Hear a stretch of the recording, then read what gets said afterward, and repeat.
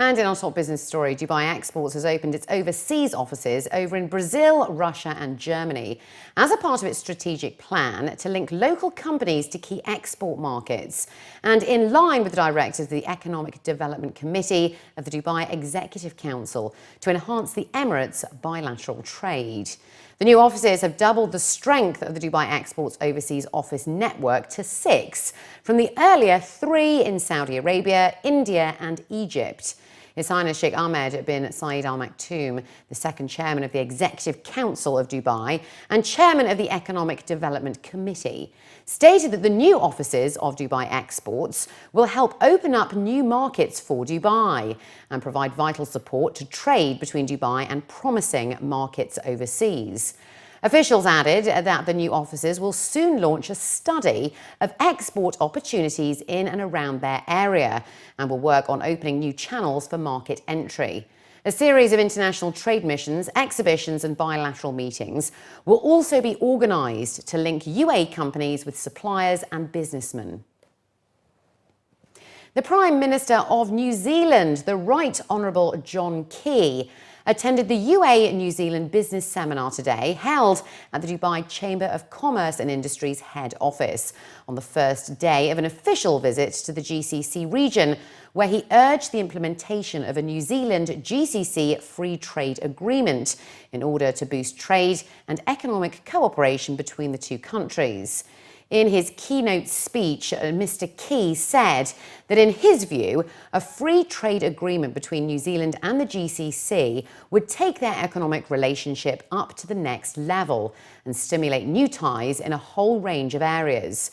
Mr. Key called the UAE a priority market for New Zealand trade, with current trade dominated by energy and agriculture. His Excellency Hisham Al-Sharawi, the Vice Chairman of Dubai Chamber, encouraged additional cooperation between their business communities, revealing that Dubai-New Zealand non-oil trade increased by 38% last year to reach 2.8 billion dirhams, rising from just over 2 billion in 2013. Dubai's real estate transactions rose to 64 billion dirhams in the first quarter of 2015. That's compared to 61 billion in the same period last year, according to the latest figures from Dubai's Land Department. The total value of non-Arab investment in the Dubai real estate market amounted to more than 12 billion dirhams through 5,466 investors and 102 nationalities. Indians ranked as the top foreign investors by investing more than 3 billion dirhams, followed by British investors with transactions worth 1.9 billion, whilst Pakistanis ranked third with 1.4 billion dirhams.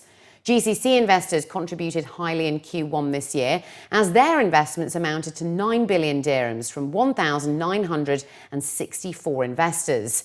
Emirati investment formed the lion's share of this figure, with total transactions of 5.799 billion dirhams from 980 investors.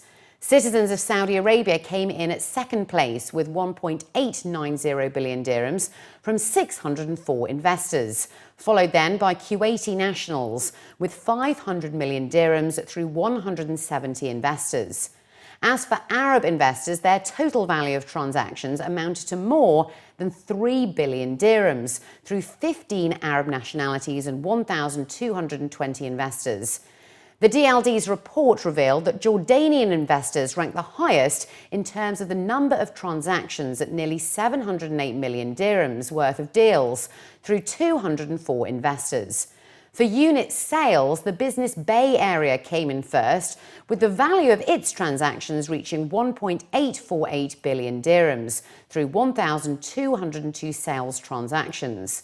This was then followed by Dubai Marina with a total of 524 sales transactions worth 1.181 billion dirhams.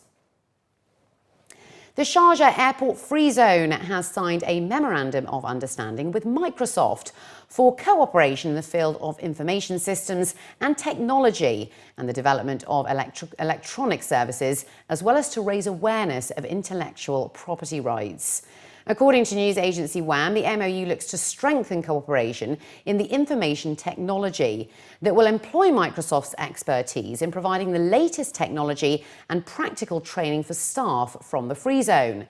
The move will increase awareness of intellectual property and the definition of their rights. In addition, the new step will boost technical support in operating key government service systems. Saad Salem Al-Mazri, the director of the Safe Zone and Hamria Free Zone Authority, was quoted as saying that this will help to simplify and speed up procedures by enabling access to services and aid in the completion of transactions in real time via electronic applications compatible with the operating systems.